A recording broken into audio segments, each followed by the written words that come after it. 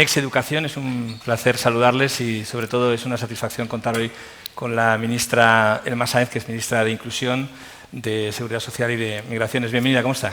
Pues encantada de volver a estar aquí, de tener este espacio de conversación sosegada y es un gusto. Hoy vamos a hablar de algunas cuestiones relacionadas con su ministerio y permítame que destaque dos. Una de ellas es las pensiones, que son el fundamento, en mi opinión, del estado de bienestar. Y de otra cuestión también especialmente importante, que son las migraciones y, sobre todo, la necesidad que tenemos en España de contar con mano de obra de distinta tipología, cualificada y menos cualificada, en un momento en el que Europa y en el que España está perdiendo competitividad en relación a otros países como, por ejemplo, China. Hablaremos, por tanto, de cuestiones importantes, son cuestiones que afectan, ¿no?, directamente a la solidez de nuestro Estado.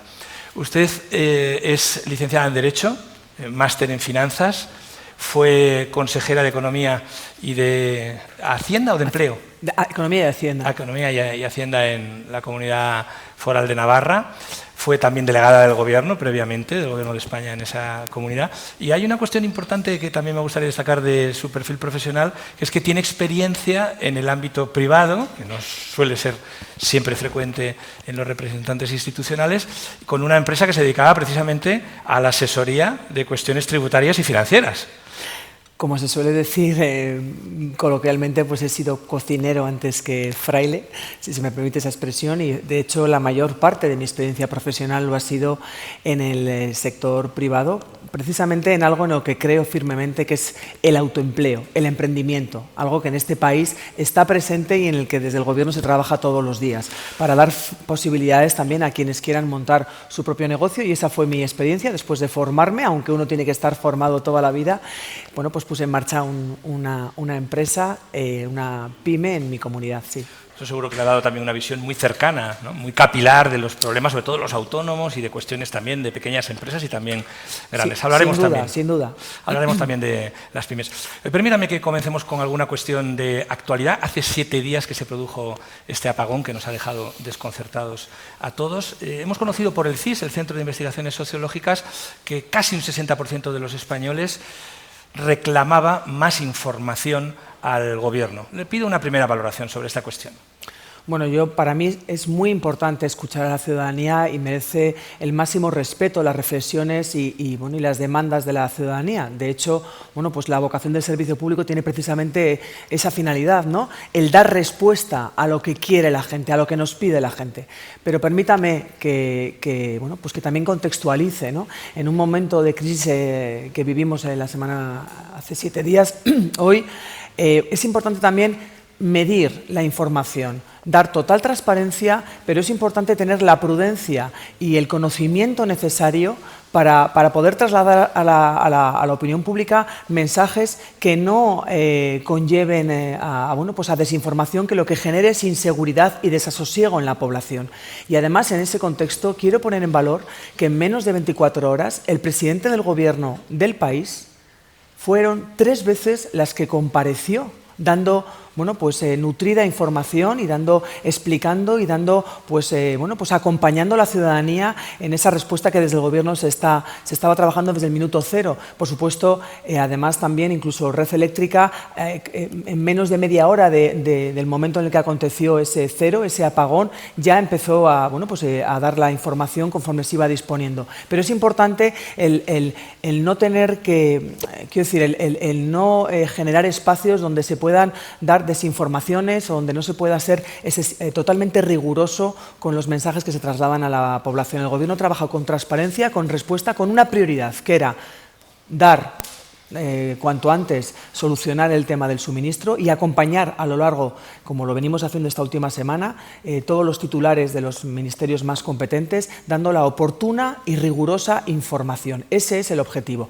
Desde luego, siempre se trabaja para mejorar y para aprender de posibles errores. Como lo venimos viendo, el Gobierno no elige las crisis a las que hace frente, pero lo que hace siempre es poner el interés general en el medio, en el centro de la acción de Gobierno, y dar respuesta y dar solución a los problemas que afronta la sociedad.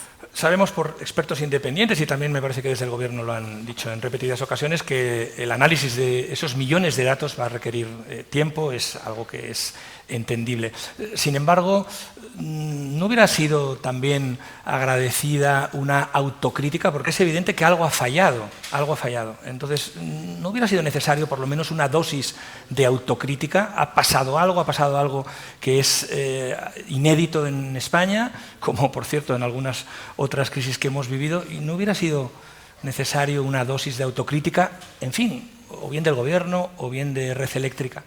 Fíjese, se ha puesto en marcha una comisión de investigación, un grupo que trabaja sin descanso, sin solución de continuidad desde que aconteció ese cero y esa crisis eléctrica. Y se va a llegar al fondo, a depurar todas las responsabilidades y al fondo de lo acontecido.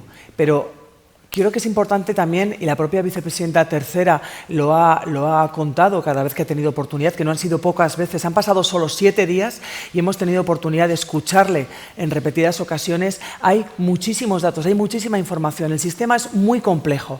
Hay, no solamente a nivel a lo largo de todo el territorio, hay que analizar lo que ha acontecido con tiempo, con prisa, pero sin pausa. Quiero decir, con la necesidad de llegar a la información del fondo de lo acontecido, para, evidentemente, que no vuelva a ocurrir. Pero yo creo que no tenemos ahora...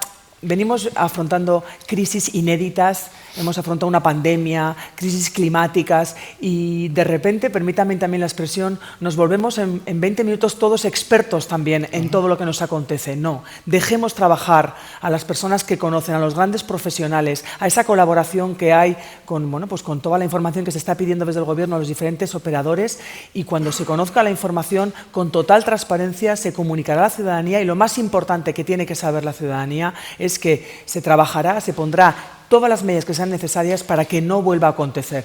Pero quiero también poner en valor la rapidez de la respuesta ante esa crisis, lo rápido que se recuperó el suministro. Sé que cada minuto para un consumidor, para una persona que está en una situación complicada, cada minuto es importante, pero no hay más que ver cómo en otras latitudes han pasado cuestiones parecidas y ha tardado mucho más tiempo en recuperarse el suministro. También hay que poner en valor esa buena respuesta de un sistema como el de nuestro país, que es un sistema que tiene una importante fortaleza. Una última cuestión sobre este asunto. Le quiero preguntar sobre la oposición. Parece que ese decreto que se está preparando y que se tendría que aprobar el próximo jueves sobre los aranceles de Donald Trump, pues parece que la oposición no lo va a apoyar. ¿Echan ustedes en falta otro posicionamiento, otra visión de la oposición? ¿Cómo valoran que se someta a una especie de condición el apoyar algo para que luego se tenga que apoyar otra cuestión?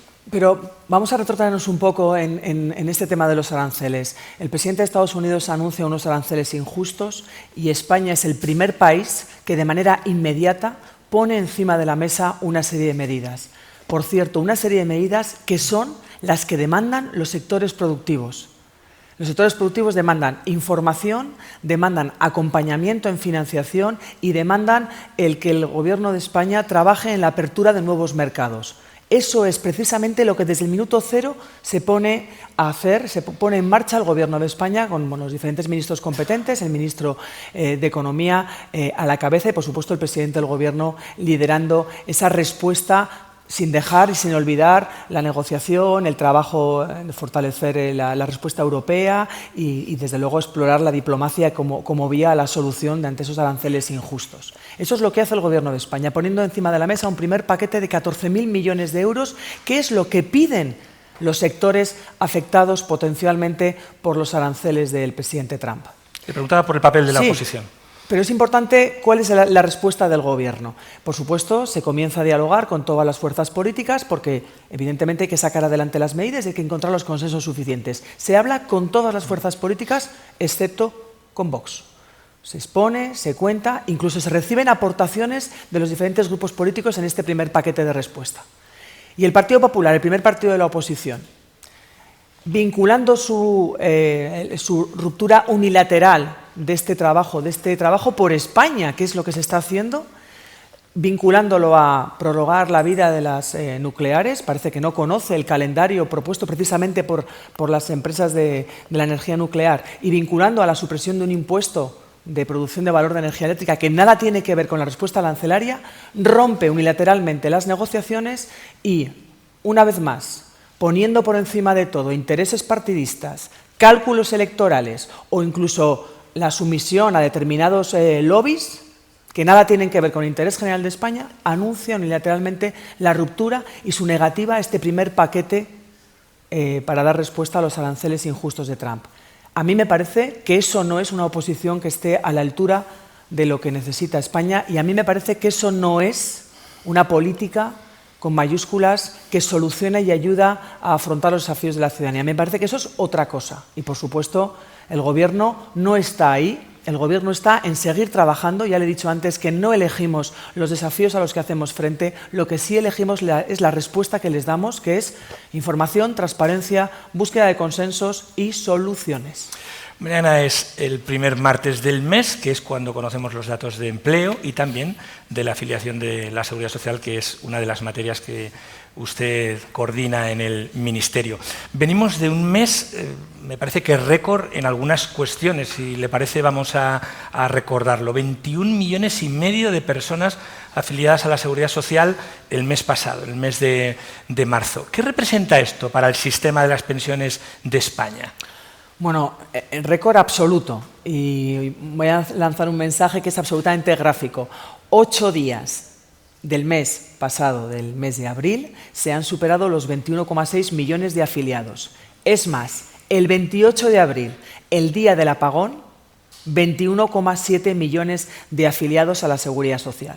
Eso es un éxito de país, eso son buenas noticias para, indudablemente, los jóvenes, las mujeres, el conjunto de la sociedad, con un papel muy importante de los trabajadores extranjeros, pero eso no es más que dar más certidumbre, más seguridad a nuestro sistema público, por supuesto también de las pensiones, porque salarios y empleo hoy son también pensiones dignas y pensiones a futuro. Así que, bueno, pues frente a los apocalípticos que denostan nuestro proyecto de país, bueno, pues no hace más que poner en evidencia que precisamente nuestro modelo energético, nuestra manera de hacer política, nuestro modelo institucional, nuestro modelo de relaciones laborales son hoy la principal fuente de crecimiento, y que seamos el 40% del crecimiento de la Unión Europea nos convierte en un gran país, que es lo que somos, un gran país. Le invito a que luego, si le parece, también hagamos una reflexión sobre el sistema de pensiones y el modelo que tenemos en España. En relación a lo que a lo mejor podemos conocer mañana, ya entendemos que tenemos que esperar a mañana porque así ha sido siempre y así debe de ser, no puede ser de otra manera, pero adelántenos algo. ¿Habrá buenos datos, habrá buenos resultados? ¿Se mantiene esa tendencia en la seguridad social y en el empleo incluso? Lo que se está poniendo de manifiesto es que la buena política, las decisiones acertadas y nuestras recetas, nuestros valores a la hora de llevar a cabo, bueno, pues como le decía, las relaciones laborales o todo lo que tiene que ver con el fortalecer el escudo social, el fortalecer lo público, está haciendo que vemos que estamos corrigiendo cuestiones que estaban muy arraigadas en nuestro mercado laboral. Antes, el tener un empleo indefinido era lo extraño. Ahora estamos viendo cómo el 88% del empleo que se crea es indefinido. Estamos haciendo de la calidad en el empleo, de la cantidad en el empleo, de incrementar las bases de cotización, de acabar con las brechas que todavía existen, estamos haciendo un modus operandi. Y eso no hace más que ver que vamos en la senda correcta. Insisto, esto es un fruto de un éxito colectivo, es una política acertada, pero también, por supuesto, es un compromiso de las empresas de nuestro país, de los trabajadores y trabajadoras, ahora que acabamos de celebrar el 1 de mayo. Es un éxito colectivo que es la conjunción de un trabajo y un esfuerzo que nos hace, como digo, bueno, pues crecer y corregir desviaciones que las estamos dejando atrás. Ahora, bueno, pues la temporalidad en los jóvenes está bajando, las brechas de bases de cotización, el incrementar el salario mínimo interprofesional un 61% desde que Pedro Sánchez es presidente, pues no hace más que ver que son maneras, bueno, pues de incrementar salarios y de corregir fallas que estaban muy arraigadas y que desde la reforma laboral, entre otras cuestiones, pues están cambiando completamente el rumbo en la buena dirección. Una reforma laboral en la que usted tuvo un papel especialmente importante porque logró el acuerdo entre la patronal y los sindicatos. Ustedes han introducido algunas novedades en relación al sistema de las pensiones. Por ejemplo, el que las personas que están en prácticas puedan empezar a cotizar la seguridad social. Me parece que es aproximadamente hace 15 meses cuando lo introdujeron. No sé si tenemos algún dato, a lo mejor que pueda incluso actualizar en relación a mañana, de si se están sumando más personas a esta fórmula de estar en prácticas, lo que conocemos comúnmente como becarios, ¿no? Tenemos, lo que tenemos muy claro es que los jóvenes son ya protagonistas del sistema público. No tienen que ver la seguridad social como algo lejano que simplemente afecta a la jubilación. Desde que nacemos formamos parte del sistema, primero como beneficiarios, pero en un momento dado también, evidentemente, como cotizantes. Y por eso una importantísima reforma fue el poner en marcha la cotización de las personas que hacen prácticas no remuneradas. Ya en gobiernos anteriores, con el presidente Zapatero, se hizo cotizar, se pasó a cotizar a las prácticas remuneradas. Ahora hemos dado un paso más con las prácticas no remuneradas. Eso se traduce en que los jóvenes ya empiezan a tener, desde el primer contacto con el mercado laboral, están generando derechos, están generando protección. Y hablamos de en torno a 1.400.000, si no me falla el dato, de jóvenes que están de alta en la seguridad social por esas prácticas, están generando derechos. Por supuesto, aparte de que están protegidos ante cualquier, por ejemplo, un accidente que pueda acontecer en el desempeño de esas prácticas, pero están generando derechos a futuro, porque la seguridad social es también su tesoro, ¿no? Lo que tienen que ellos cuidar. Primero, alimentar como cotizantes para que un día, en un futuro, sean beneficiarios. Denos un apunte sobre el paro, sobre el desempleo en España. Estamos en este momento en una tasa de un 10,9. Mencionaba usted ahora a los jóvenes.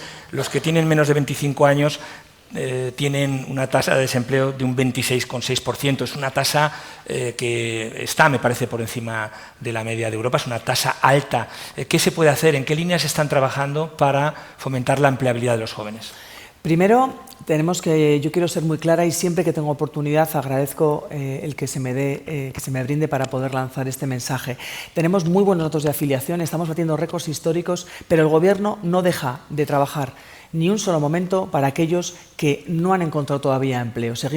No somos autocomplacientes, queda mucho por hacer y tenemos que conseguir ese objetivo del pleno empleo. Para eso tenemos diferentes herramientas, por supuesto, la reforma laboral es una de ellas, pero también que seamos un país que atraemos inversiones, que estamos haciendo un aprovechamiento muy bueno como país de los fondos de recuperación, de los fondos Next Generation. Son herramientas que tiene a su disposición el Gobierno para seguir trabajando en esas políticas activas para quienes no han encontrado empleo. Pero los jóvenes de hoy, los jóvenes de España de 2025, tienen que saber que los datos son mucho mejor. Estamos en la buena dirección. La temporalidad en los jóvenes se ha reducido más de 30 puntos, porque un empleo indefinido te cambia la vida, te dan ganas de poder independizarte, te dan ganas de poder empezar un proyecto de vida con mucha más tranquilidad que un empleo temporal. Las bases de cotización, los salarios de los jóvenes están incrementando un 22%. Cuando se incrementa el salario mínimo interprofesional desde que Pedro Sánchez es presidente un 61%, se mira a los ojos directamente a los jóvenes, para que esos sueldos precarios se dejen atrás y vayamos en la buena dirección. También en el emprendimiento, le hablaba antes yo soy una firme defensora del autoempleo. Nuestros jóvenes también emprenden, está creciendo la afiliación en el régimen de autónomos en los jóvenes menores de 30 por encima de otros sectores. Y por supuesto la creación de empleo. Cuando hablamos de que se han creado más de 1.600.000 empleos desde la reforma laboral en nuestro país, el crecimiento en el sector de los jóvenes menos de 30 es mucho más fuerte, es de un 30%, es más intenso que en otras franjas de edad. Así que hoy España es un país de oportunidades. Ahora, evidentemente, queda mucho por hacer, pero esto es una política integral, porque el incrementar las becas, por ejemplo, en materia universitaria, también tiene mucho que ver con los jóvenes, porque la mejor formación, pues también indudablemente da la posibilidad de optar a mejores empleos. Así que, es un conjunto de medidas, pero Yo quiero que los jóvenes sepan que estamos pensando permanentemente en ellos desde el Gobierno de España. Necesitamos jóvenes que vengan de otros países a trabajar, y ahora lo uniremos también con el ámbito de las migraciones. ¿Necesitamos jóvenes de otros países? El atraer el talento es algo absolutamente importante y de hecho eso está pasando. Vemos como hay casi 3 millones de afiliados en nuestro país extranjeros. 1 de cada 4 empleos que se crean, bueno, pues es personas que vienen de fuera, que por cierto no vienen a quitarnos el empleo a los nacionales, vienen a aportar, vienen a hacernos crecer como país y además en sectores. Estamos viendo cómo la presencia en sectores de alto valor añadido, en profesiones científicas y técnicas, está creciendo por encima de otros sectores la presencia de trabajadores extranjeros, con lo cual, para mí, desde luego como ministra, no hay empleos de primera y de segunda, como no hay ciudadanos de primera y de segunda. Todo es parte de un sistema, pero es importante ver también cómo en determinados sectores la presencia de trabajadores extranjeros es muy importante. 500.000 de afiliados extranjeros autónomos, que son además generadores a su vez de empleo. Los autónomos son importantes agentes en la generación de empleo y también hay presencia de trabajadores extranjeros en el colectivo de autónomos. Mencionábamos en el inicio de este diálogo que España está perdiendo competitividad en relación a Europa. Fíjese en este dato. En el año 2010 Europa aportaba un 22% del PIB mundial, hoy un 17%. China, en ese mismo año, en 2010, aportaba un 7% al PIB mundial y hoy un 17%. Incluso algún economista norteamericano decía despectivamente que Europa se puede convertir en un museo, en el sentido de que puede ser algo interesante, agradable para visitar, pero que está perdiendo su capacidad de competencia y también se está desacelerando económicamente. Yo le quiero preguntar por el papel de la migración en relación a la pérdida de competitividad que tiene nuestro país. ¿Qué puede aportar la migración a España? Hay algunos datos interesantes. Por ejemplo, necesitamos 200.000 ingenieros en la próxima década. 200.000, algo que seguramente nuestras universidades, nuestras escuelas no pueden aportar. Así que lo que le planteo es ¿qué papel tiene la migración en el aumento de la competitividad de España? Fíjese, aparte de que yo misma lo ponga en valor, como miembro de un gobierno como el de nuestro país, diferentes publicaciones, diferentes y prestigiosas publicaciones mundiales ponen en valor precisamente el modelo español, la política migratoria, cómo está siendo un faro que da luz en un contexto muy complicado, en un contexto donde bueno, pues avanzan olas reaccionarias que denostan y que atribuyen siempre aspectos negativos a la migración. Esa política migratoria del Gobierno de España que pone en valor el aporte de los trabajadores extranjeros y además dándole la vuelta a cifras, como le decía, ¿no? La presencia importante en sectores de alto valor añadido y con una manual de instrucciones que es nuestro reglamento de extranjería, que es el manual de instrucciones de la ley de extranjería, permítame la expresión, que es bueno, pues, cómo se articula toda la política de extranjería del Gobierno, con una importante reforma que va a ver la luz el 20 de mayo y que se pone en valor en el contexto internacional.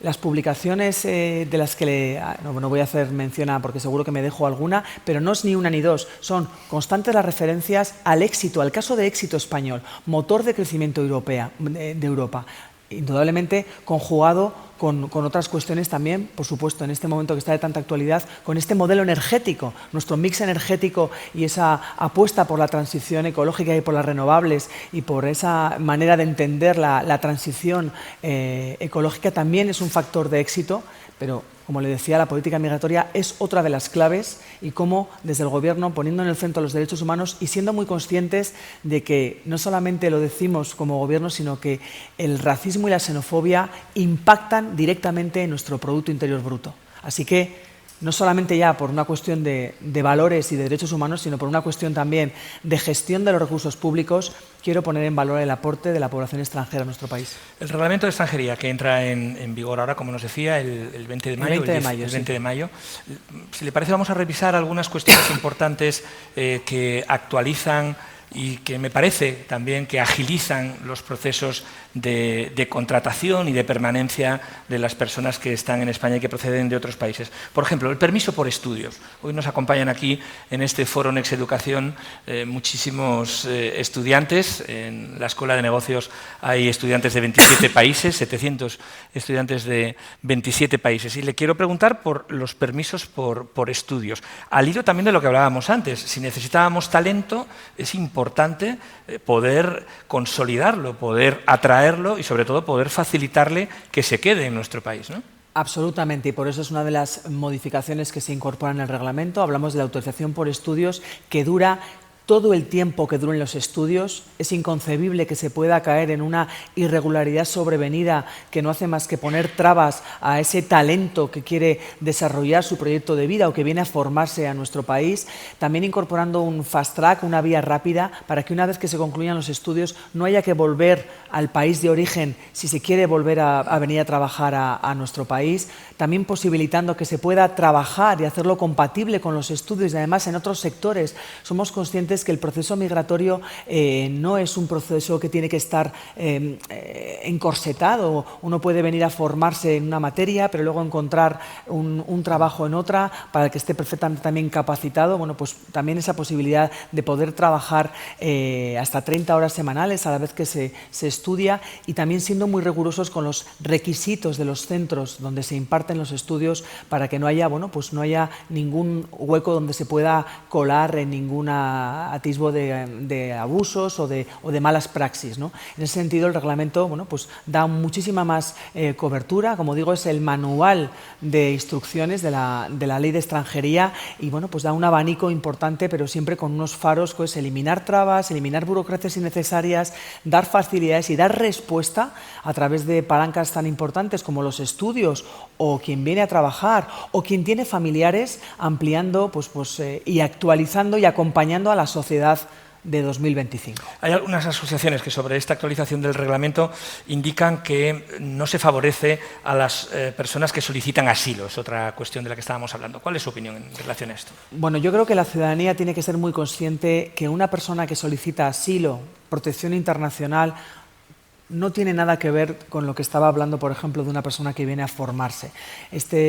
Las personas solicitantes de asilo y protección internacional son personas que tienen su vida en peligro, que les persiguen, que se están jugando la vida por motivaciones políticas, religiosas o de otra índole. Por eso, desde el Estado se asume esa protección en primera persona de estas personas y por eso tenemos que ser muy claras con la vía de la protección internacional, de las solicitudes de asilo, dejándola absolutamente despejada para proteger a estas personas que están en extrema vulnerabilidad.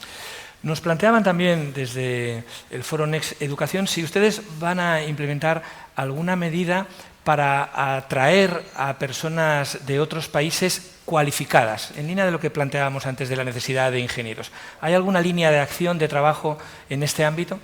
Bueno, desde el Ministerio de Migraciones son muchos los programas que estamos desarrollando, pero es muy importante que también la ciudadanía sepa que una herramienta que es clave para mí, que es el diálogo social y la escucha a sindicatos y patronal, también está incorporada a la hora de llevar a cabo la política migratoria, en el sentido de que somos conscientes de las necesidades del mercado de trabajo, estamos en esa escucha activa y estamos trabajando para dar respuesta desde el rigor, desde la metodología, incorporando la evaluación de las políticas que hacemos para que den respuesta a las necesidades del conjunto del país y respetando este modelo de relaciones laborales y, por supuesto, también siendo muy clara, porque a veces yo creo que cuando el Gobierno sube el salario mínimo interprofesional, cuando avanza en derechos en protección social, lo hace para el conjunto de trabajadores y trabajadoras.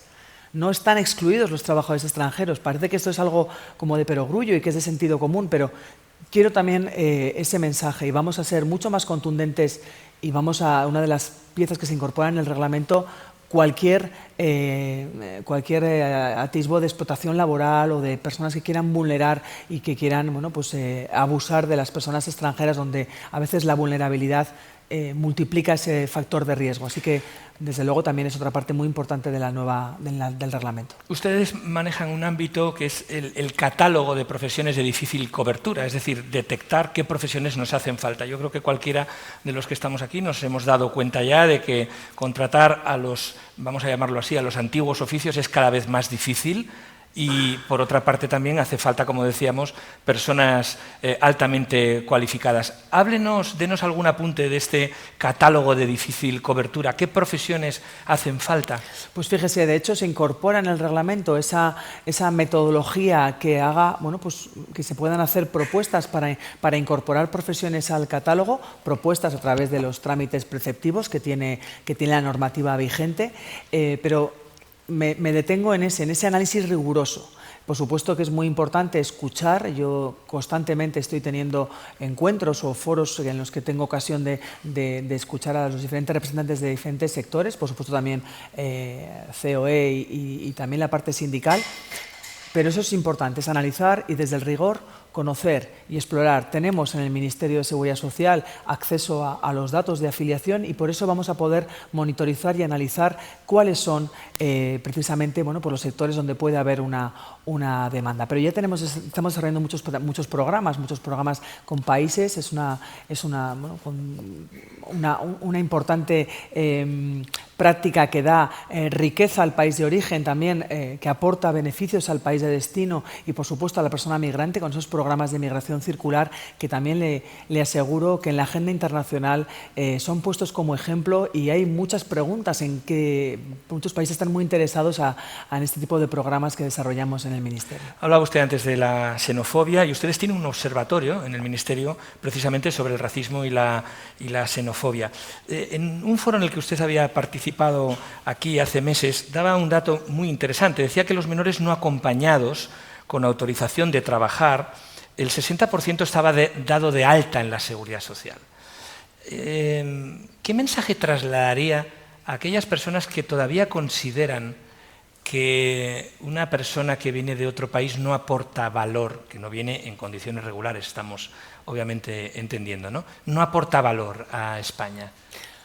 Bueno, pues lo he dicho antes un poco de pasada.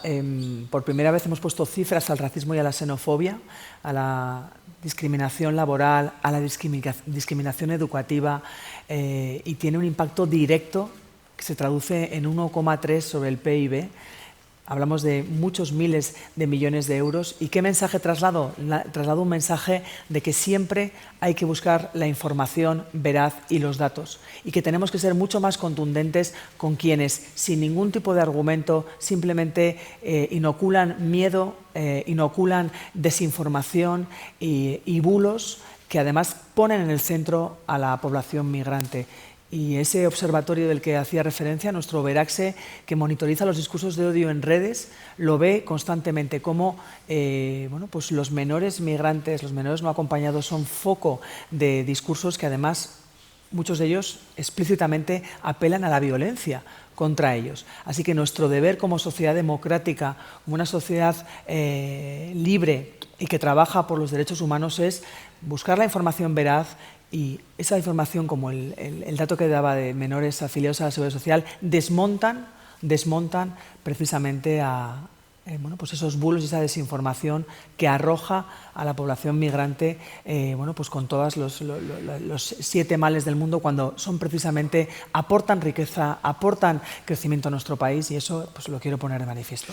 En el Ministerio, en el ámbito de migraciones, ustedes también trabajan con los españoles que tienen que volver a España. Creo que se denomina plan de retorno. Y le quería plantear, no sé si nos puede indicar un dato orientativo del número de españoles que están fuera de España y sobre todo también cómo afecta a la seguridad social. Porque aquí hay cuestiones muy importantes a la hora de volver a un país en relación a lo que has cotizado en el país en el que has estado trabajando, desarrollando por lo menos una etapa de tu vida profesional. ¿En qué ámbito están ustedes trabajando para mejorar, para favorecer que cuando los españoles vuelven de otros países tengan unas mejores condiciones relacionadas con la seguridad social? Somos muy conscientes de que hay muchos españoles. Si no me falla el dato, yo creo que hay más de 3 millones, si no me falla el dato. Me va a perdonar, pero tengo un picor de garganta que Ya está, será igual un poco la Le alergia. puedo ofrecer un caramelo, me parece. No sé, da igual, con un poquito de agua. Somos muy conscientes de que la protección y el avance en derechos que llevamos a cabo dentro de nuestras fronteras también tiene que extenderse a los españoles que están por el mundo. Y además también en un momento en el que, le decía antes, que hoy España es un país de oportunidades.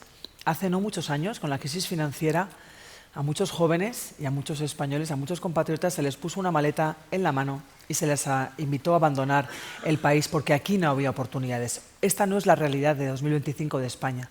Por eso estamos trabajando desde también la parte del Ministerio de Migraciones con una dirección especializada en españoles en el exterior, en un plan de retorno, en un reglamento, porque la ley tiene 20 años, que adecúe, que actualice y que acompañe a quien quiera de manera voluntaria volver a nuestro país, bueno, pues acompañamiento individualizado para hacerlo de una manera tranquila y segura, sobre todo e informado, ¿no? ¿Para cuándo estiman ese reglamento? Estará antes de que acabe este año. Yo cada vez que salgo fuera tengo, casi diría yo que es una obsesión por tener un encuentro con la colectividad española en los diferentes países, donde indudablemente, pues el papel de la administración cercana y de su país, pues yo quiero hacérselo llegar, ¿no? Tienen un país que les protege, son muchos los países con los que tenemos convenios en materia de seguridad social, porque hoy en día las relaciones laborales también es algo muy frecuente, que uno pueda prestar servicio en un país, luego vuelves a España, luego puedes estar en otro país, y es importante acompañar en toda la vida laboral a los trabajadores, y para eso también trabajamos todos los días. Vamos a entrar ya, si le parece, en el último bloque. Yo le ofrezco el caramelo, por si acaso.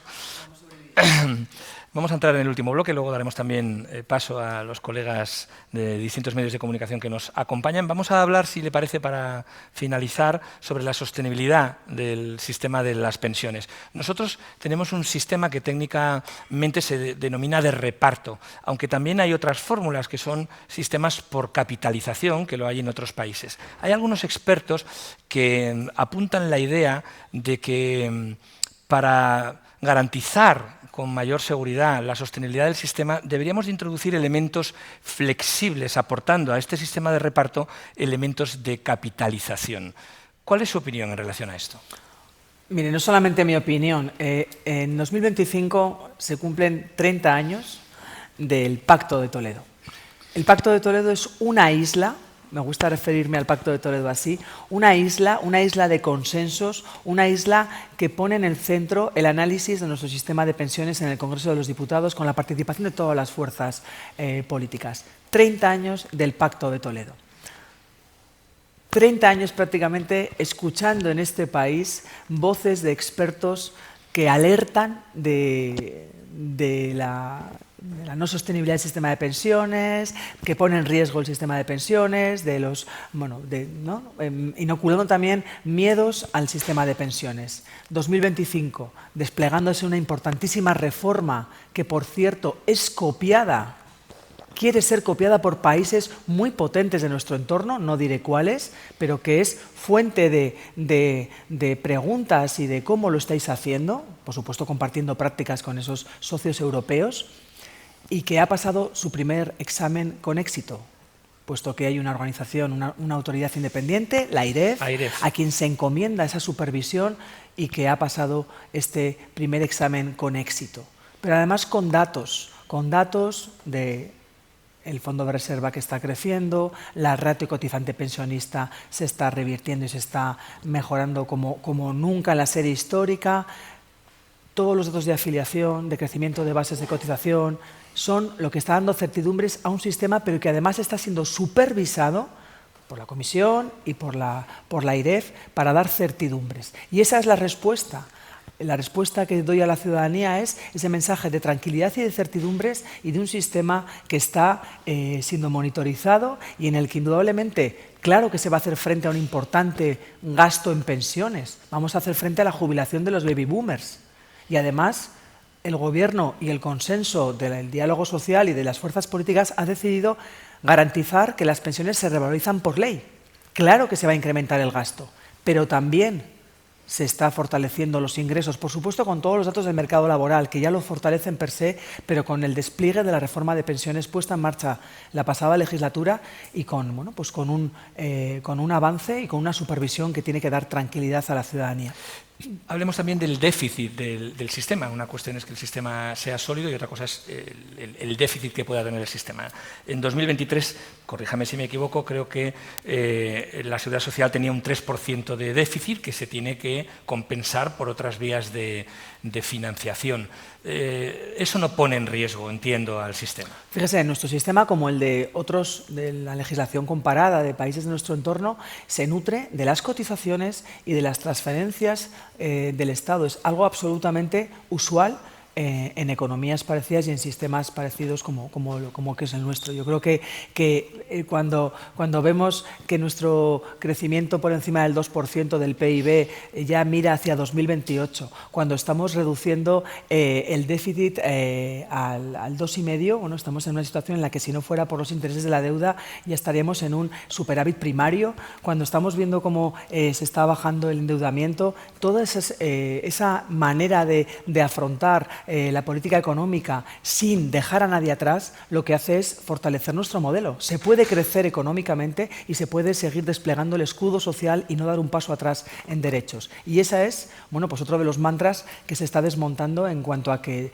se puede gestionar la economía como lo está haciendo el Gobierno de España. Quiero hacer ahora un apunte sobre los autónomos. Ha cambiado el sistema de cotización de los autónomos, ahora depende, como sabemos, de ingresos reales. Y yo le quiero preguntar si hay alguna manera de mejorar todavía un poco más la pensión de los autónomos, porque no sé si a lo mejor tiene en la cabeza cuál es la pensión media de... Hay una diferencia como unos 700 euros entre la pensión media de un trabajador por cuenta ajena y un autónomo. Claro, es una diferencia muy importante. Todavía hay un camino, ¿no?, por recorrer. ¿Cuál es el posicionamiento del Gobierno en relación a los autónomos, que son aproximadamente 3,5 millones, ¿no?, en este país, me parece? Bueno, me voy a quitar 25 años de encima de un plumazo y quiero recordar cuando yo era autónoma y bueno, pues opté rápidamente porque, bueno, 25 no, me he quitado más de la cuenta, pero bueno, 28, no sé cuántos me he quitado, más o menos cuando yo tenía 30 años y bueno, y quería ser madre y estaba en el régimen de la Seguridad Social afiliada a autónoma y bueno, pues incrementé mi base de cotización porque tenía pleno conocimiento que de cara a la prestación de maternidad cuando fuera madre, esa iba a ser la fuente de mi protección, mi base de cotización. Y en aquellos momentos era una reivindicación del colectivo, el cotizar por ingresos reales, porque eso era justicia social. Yo he puesto mi ejemplo porque en aquellos era muy consciente de que si seguía cotizando por la base mínima, aunque mis ingresos en mi empresa fueran algo superiores, tampoco era una locura, pero eran algo superiores a la base mínima, el no cotizar acorde a mis ingresos lo que iba a hacer era mermarme a mí misma, desprotegerme a mí misma para hacer frente a la prestación de maternidad. Eso era una reivindicación que hoy es una realidad, en 2025. En la cotización por ingresos reales de los trabajadores autónomos les da justicia social y, desde luego, bueno, pues es un avance muy importante en derechos para corregir, entre otras, la brecha que existía en pensiones frente a un trabajador por cuenta ajena. ¿Pero es la voluntad del Gobierno de seguir avanzando en las prestaciones de los autónomos? De hecho, bueno, por supuestísimo. De hecho, una vez que se haya cerrado este primer proceso de regularización, a través del diálogo permanente con las asociaciones más representativas, tenemos que seguir caminando en avanzar en derechos. Por supuesto que sí. Le quiero también pedir una valoración sobre algo que es muy importante para la competitividad de un país, que es el absentismo laboral. Ya sé que no tiene exactamente que ver con su ministerio, pero le pido una reflexión, por lo menos en relación al coste que representa para la Seguridad Social. Fíjese en este dato, que seguro conoce.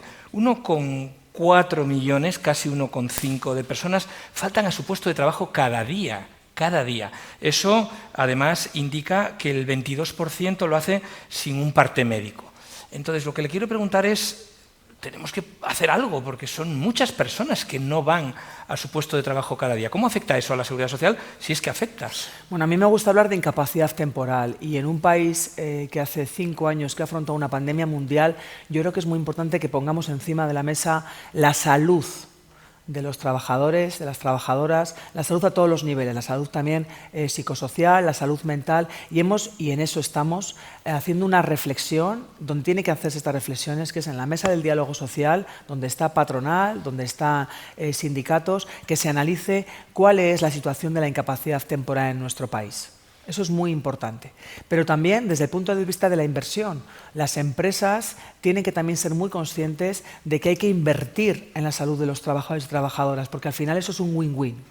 Estamos en ese proceso de análisis de cuáles son los orígenes y cuál es el estadio de la incapacidad temporal, con propuestas encima de la mesa que se tienen que analizar y que cuando vean la luz se contarán, porque además saben que tienen que tener su refrendo en las cámaras, como el ser conscientes que hay veces que después de procesos largos de enfermedad, pues la incorporación progresiva al trabajo, una vez que se tiene el alta médica, que es cuando uno puede trabajar, pues esa reincorporación progresiva puede ayudar a la salud de los trabajadores.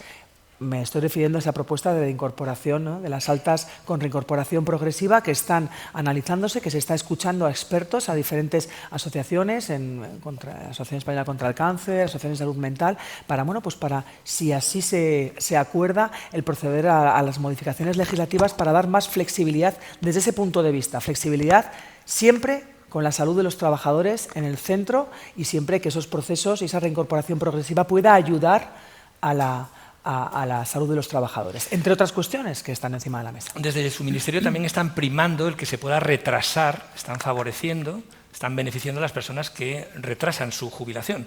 Hay además concretamente un Real Decreto para autónomos que me parece que es en torno a un 4% de bonificación de la pensión si se retrasa, ¿no? ¿En qué más ámbitos están trabajando? ¿Por qué es necesario que trabajemos un poquito más los que lo deseen? Bueno, primero yo creo que nuestro mercado laboral y las formas de trabajo desde el punto de vista de la digitalización, del teletrabajo, no es lo mismo que hace 20 años. Yo creo que tenemos el deber de ir acompañando los avances y las transformaciones sociales también en materia legislativa para que no quedarnos, no haya una legislación obsoleta. Y también es evidente que la esperanza de vida y como una persona hoy de 65 años no representa en términos generales lo mismo que hace 25 años una persona de 65 años en cuanto a esperanza de vida. Y desde ese punto de vista y desde el punto de vista de que sabemos que existe mucho talento senior que quiere seguir aportando desde la voluntariedad.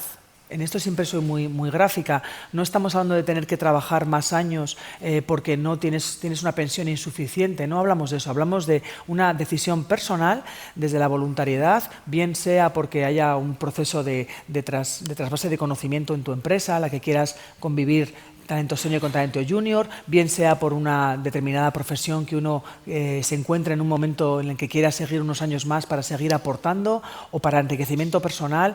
Pues desde esa voluntariedad, esa posibilidad que antes no existía, de eso ha sido fruto del último acuerdo, del cuarto acuerdo en materia de pensiones, que vio la luz en el Congreso de los Diputados hace escasamente 2 o 3 meses. Es eso, ¿no? Es el poder dar una legislación que estaba muy rígida en nuestro país. O eres trabajador o eres pensionista. Bueno, pues dar esa posibilidad de dar un poco más de juego desde la voluntariedad y en el sentido, pues vamos a ir viendo cómo las jubilaciones demoradas, o lo estamos viendo ya, pues están incrementándose y las jubilaciones anticipadas pues están reduciendo. Tampoco nos olvidamos de que hay profesiones en las que hay que dar esa protección, esa especial protección de posibilitar una jubilación anticipada porque son profesiones especialmente penosas y no estoy hablando de ese tipo de profesiones, sino que hablo de otros sectores. Concluimos, si le parece, con una apelación a esta experiencia que usted tenía como autónoma y sobre todo como asesora en el ámbito tributario y financiero. Le quiero pedir para finalizar un consejo, una recomendación práctica a jóvenes, a personas más mayores y a personas más adultas en relación a la cotización en la Seguridad Social. ¿Qué nos aconseja para hacerlo bien? O para hacerlo de la mejor manera posible. Bueno, en primer lugar, yo soy incluso excesivamente celosa de eso, pero me parece muy importante el acceder a una información veraz. Y por eso, desde la Administración, nos esforzamos todos los días para que a través de los diferentes canales, y así lo hicimos, por ejemplo, en el apagón, enseguida empezamos a comunicar a través de redes sociales, en nuestras páginas web. siempre buscar la información veraz. Y bueno, pues el servicio público se esfuerza mucho en dar esa información veraz que tiene que dar tranquilidad. Y en un momento en el que la desinformación y los bulos y hay pues quienes hacen que campen a sus anchas, yo apelo a esa información veraz. Personalmente? Y personalmente lo que yo también, pues el mensaje que me gustaría que se quedara esta mañana es un mensaje de confianza. Tenemos un gran sistema público que, cuando vienen mal dadas, ha estado a la altura.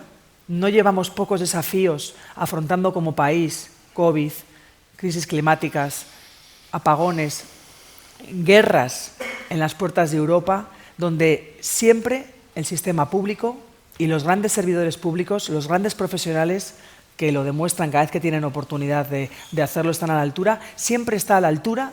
Y es lo que tenemos que cuidar, nuestro sistema público a todos los niveles. Con ese mensaje de confianza rotundo sobre la confianza del sistema nos quedamos. Y si le parece, ahora invitamos a los colegas de los medios de comunicación si quieren formular alguna pregunta. Me parece que hay algún micrófono disponible para que podamos escuchar la pregunta y les invitamos a que intervengan en este momento. Hola de nuevo. María López, de la agencia EFE. Retomo la pregunta. Hablaba, ministra, de un impacto del 1,3% en el PIB del racismo. Quería pedirle una explicación a qué se refiere, si es el impacto que tienen los empleos de personas extranjeras, una aclaración de a qué se refiere, en qué se traduce. Y, en segundo lugar, querría pedirle algún detalle sobre ese reglamento de retorno de trabajadores españoles en el exterior. Muchas gracias. Muy bien, en relación a la primera pregunta, igual se puede ver más directamente el montante que asciende, son 17.000 millones que impacta esa discriminación a la que me estaba refiriendo, laboral y educativa. Cuando hablo de discriminación educativa es que pues estamos constatando cómo las personas extranjeras pues tienen o cursan grados que están pues tienen menos facilidad para acceder a estudios universitarios o a grados de formación profesional superior, precisamente por las dificultades y las trabas que encuentran, ¿no? Y en lo que tiene que ver con la discriminación laboral, pues por ejemplo la sobrecualificación. Hay muchas personas extranjeras que están desempeñando trabajos para los que están sobrecualificados.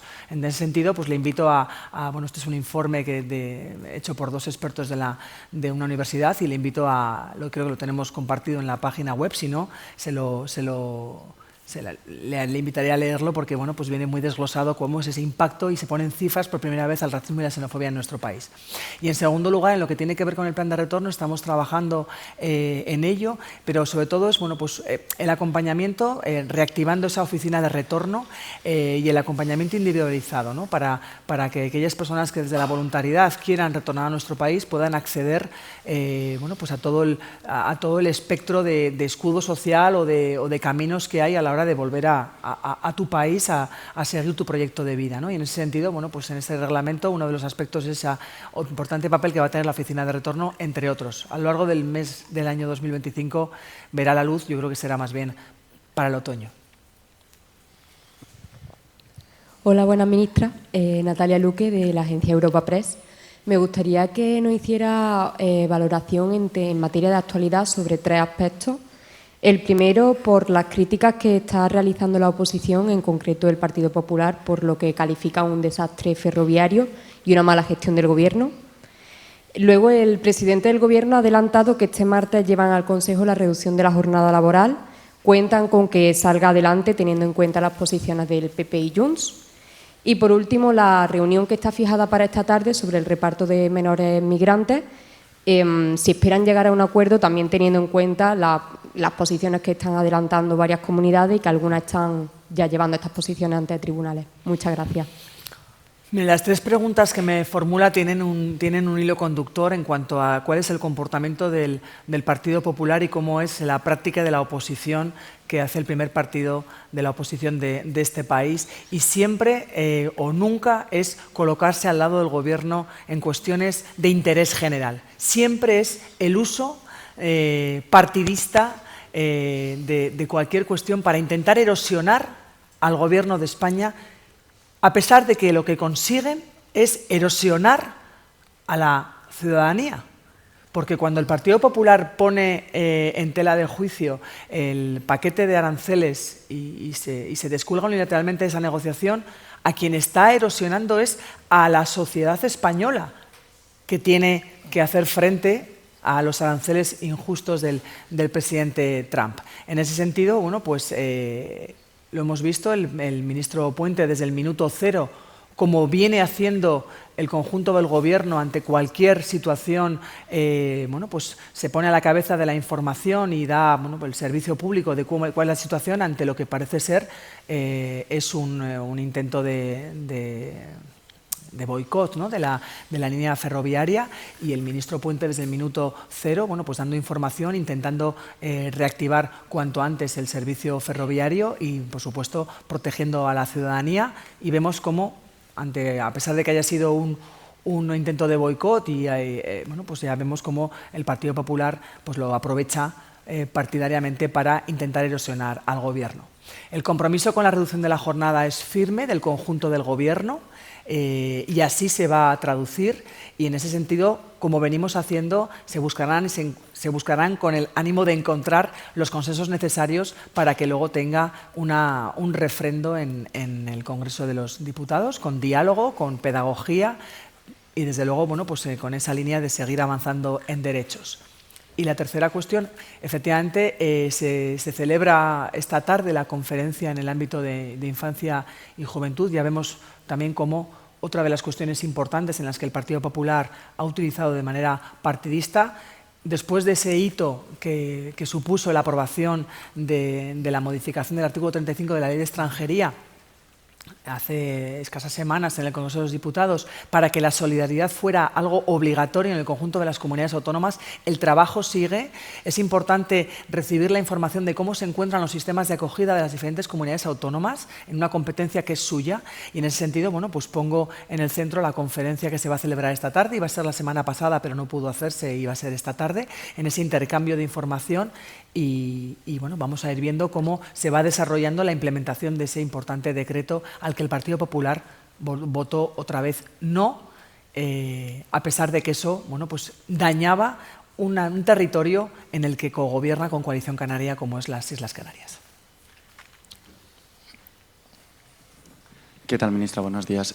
Ricardo Fernández, de La Sexta. Yo quería preguntarle también por temas de actualidad. Hablaba usted de que parece que la incidencia que hemos sufrido estas últimas horas en cuanto a los trenes era un sabotaje. Desde el Gobierno también, desde el Partido Socialista también apuntan a esta posibilidad. No sé si ustedes tienen pruebas firmes y nos las puede comunicar de que responde a un sabotaje. También el Ministerio de Interior, no sé si tienen ustedes pruebas de este tema. Por otro lado, también sobre el apagón, hoy hemos sabido, según ABC, que hubo 2 avisos más. El Gobierno recibió 2 avisos más, 2 meses hace 2 meses antes del apagón. No sé si usted nos puede también confirmar esta información.